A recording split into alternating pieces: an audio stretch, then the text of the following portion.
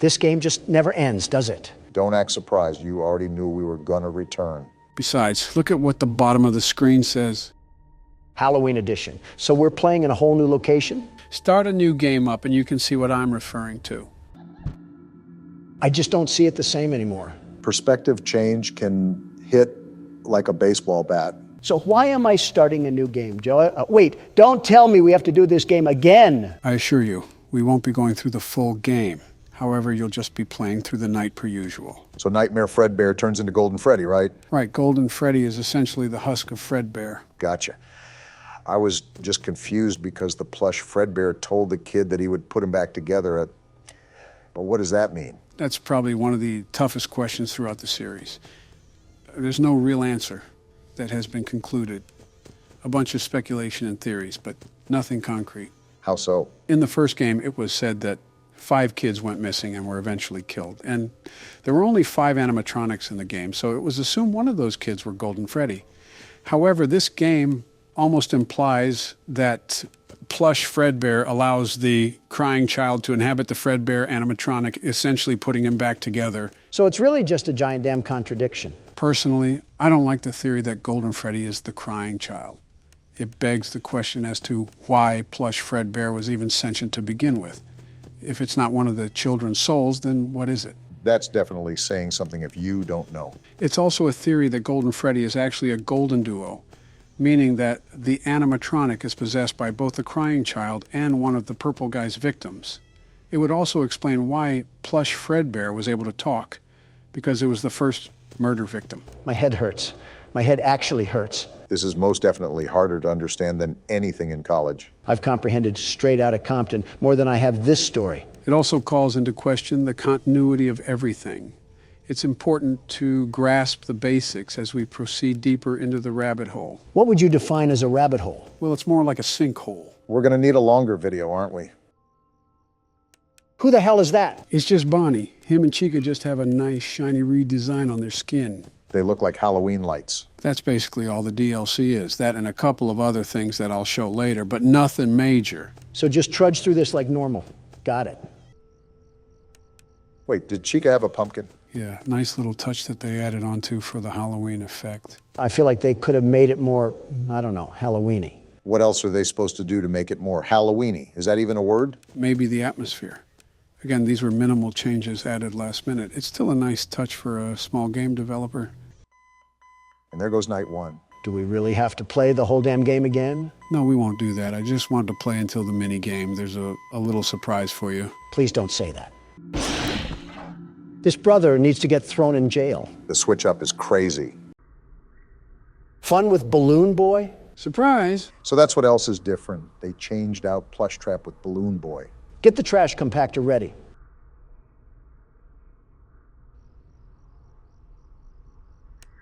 How are you even uglier? I see your moral code hasn't been deterred with the Balloon Boy. If I'm gonna bully any child, it'll be this one. It's very interesting to see your hatred lock onto to different targets like a missile. Did he just crush his nuts or something? The hell was that? Seems like he's a fan of your humor, Don. Yeah, little Timmy Turner went to the dentist recently. I will say his tooth job is certainly on point. That line wasn't really distorted. It just sounded like he was in an Arby's drive-thru. Well, that Arby's drive-thru must be backed up because he's not moving a wink.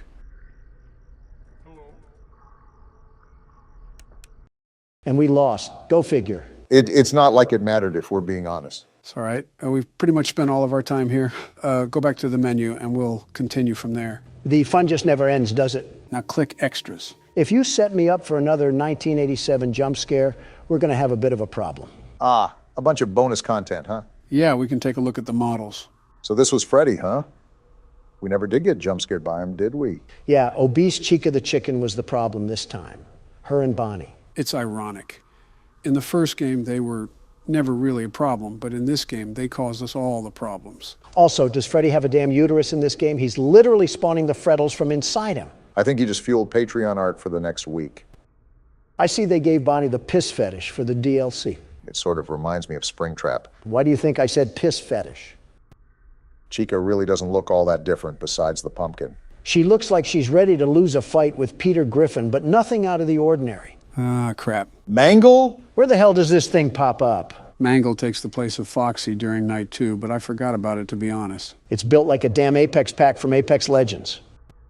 And there's Fredbear. So just Freddy if he was roid raging. You know, I never noticed that he has a mouth on his stomach. The extra details typically get missed when you're locked in the game. It is a nice detail, though. Gives a more menacing aspect to Fredbear. Hey, Don, it's your favorite character. Imagine the carpet he would munch on with that pair of teeth. Although, Robot, that is still a kid, Don. If I can't body slam the crying child, I'll head Duke an old rust bucket. What's the question, Mark? This is the last thing that I want you to note here. There is one character that we have still not seen in this game. He's at the end of the 7th night. However, I really don't want to stay on this game any longer. I'll just show you him in a big reveal. What is this, a YouTube video? Yeah, just sit back and watch. What the actual hell was that? Did Freddy take a tar bath or something? That was Nightmare. Not anything else, just Nightmare. It's speculated that this reference is Shadow Freddy from the 2nd game. Tell him that my dry cleaner does a bang-up job. This is actually the normal version that you see in the game. This is the Halloween version, which is actually Nightmare Marionette. What a character design. It's like Kirby swallowed a fork. How does this thing keep getting uglier? What the hell? What's happening? This is the Nightmare jump scare. No flashy animation to scare you, just an eerie stare and radio static. The Mangle effect is sadly real, it seems. Is there anything else that we need to know? One more thing. After you complete all the nights, there's a box that pops up on the screen with the text, "Perhaps some things are best left forgotten for now." Interesting. Any other cryptic messages we should be aware of? That's it, essentially. That's all of Fnaf 4 in a nutshell. Well, there we go. On to the next thing, huh? Actually, we still have something to address. What's that? Well, the next part of the story is actually a graphic novel called The Silver Eyes. They're turning Freddy into Big Nate, aren't they? Possibly, but a tremendous amount of lore is revealed within the novel. So it definitely would be important to address it before we get into the 5th game. Yeah, 30 minutes of us reading off some damn panels and pretending to be exhilarated. Sounds like we're catering to our sleepy audience. Hey, Sleepy Joe. How we go about it sounds pretty difficult. Would anyone actually be interested in watching that? We can leave that to the comments. Let us know if you want us to read the novel. Well, I don't know. Oh, you're talking to the audience. I guess that's all for now. Any last words for the game? If any of those animatronics had strep throat, we might not make it to see another damn cursed Foxy or something. Boy, are you in for a surprise.